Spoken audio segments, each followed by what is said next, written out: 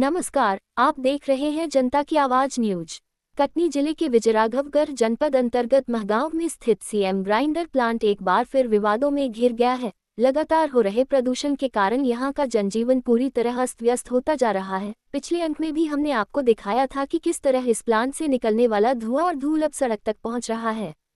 हालात इतने खराब हैं कि रात के समय तो दूर दिन को भी घना धुआं और धूल का गुबार छा जाता है, जिससे कुछ भी देख पाना मुश्किल हो जाता है। इससे न केवल राहगीरों को परेशानी हो रही है, बल्कि आसपास रहने वाले ग्रामीणों की सेहत पर भी गंभीर असर पड़ रहा है।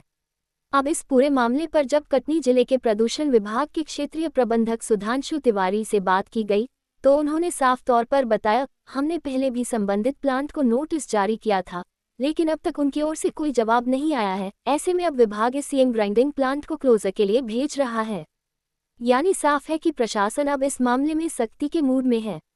लेकिन सवाल यह है, आखिर कब तक महगांव के लोग इस जहरीले प्रदूषण को झेलते रहेंगे, और क्या वास्तव में इस प्लांट पर कार्रवाई होगी या फिर मामला कागजों में ही सिमट कर रह जाएगा। जब इस विषय पर बात की गई तो देखिए क्या कहा इस विषय पर प्रदूषण विभाग के क्षेत्रीय प्रबंधक सुधांशु तिवारी ने।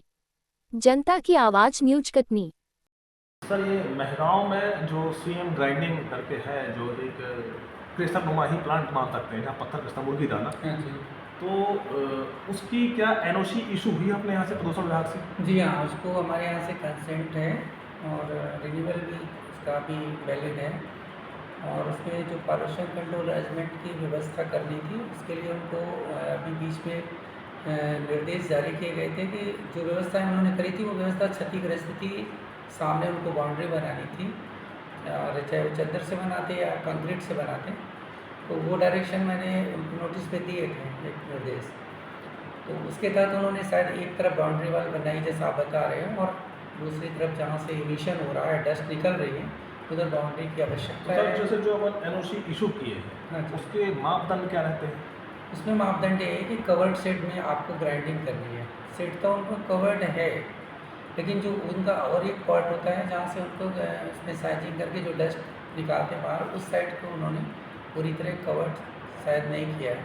उसी की वजह से वहाँ पे डस्ट इमिशन हो रहा है। और उनके जो व्हीकल्स जा रहे हैं, ट्रक अंदर जाते हैं लोडिंग अनलोडिंग में, तो डस्ट तो ऑलरेडी उनके प्रीमाइसेस में पड़ी होती है, और उसी डस्ट का इमिशन रोड तक होता है, जिससे विजिबिलिटी ना होती होगी। और आपके अनुसार अभी बता रहे हैं, तो जैसे जो वीडियो में दिख रहा है कि विजिबिलिटी 0 हो गई है, यहाँ तक कि मोबाइल में जो वहाँ मजदूर काम कर रहे हैं वो तक मतलब विजिबल नहीं हो रहे, दिख नहीं रहे हैं।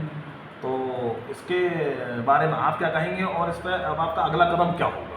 मेरा अगला कदम यही है कि जो हमने उनको बायो अधिनियम 1981 की धारा 31 के तहत एक नोटिस जारी करी थी, जिसमें उनको समय अवधि देके ये कहा गया था कि आप अपने उसमें जो सक्षम एवं प्रभावी व्यवस्था होती है वायु प्रदूषण नियंत्रण की, और जो हमारी सम्मति शर्तों में निहित की जाती है, उसके अनुसार उस व्यवस्था का आप सुदृढ़ीकरण कर लो और उसके बाद ही प्लांट को संचालित करो।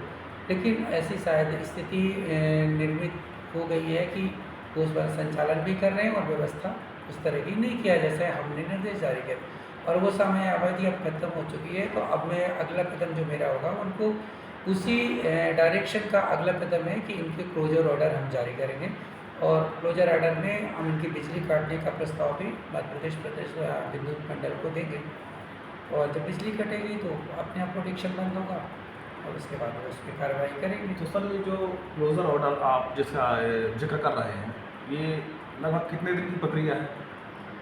अब देखिए, वैसे तो 1 महीने का हमने नोटिस में उसमें दिया था कि भाई काम करने में समय लगता है तो उसको कर लो।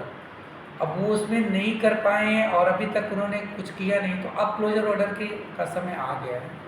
हम उसमें क्लोजर ऑर्डर हम कर देंगे, क्योंकि ये मेरे संज्ञान में पहले आया था, और शिकायत जो आई थी उसके अगेंस्ट में हमने काम किया है। क्योंकि यदि हम उनको टाइम नहीं देते ना, तो हर व्यक्ति को एक अपॉर्चुनिटी, एक समय देना चाहिए कि नोटिस नहीं, तो कल के दिन कोई भी लीगल एक्शन करने से पहले हम उनको एक बार समय देना हमारे प्रोसीजर में ही है और एक गाइडलाइन है, तो देना पड़ेगा मेरे को।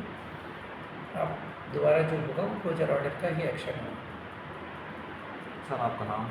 मैं सुधांशु तिवारी, क्षेत्रीय अधिकारी।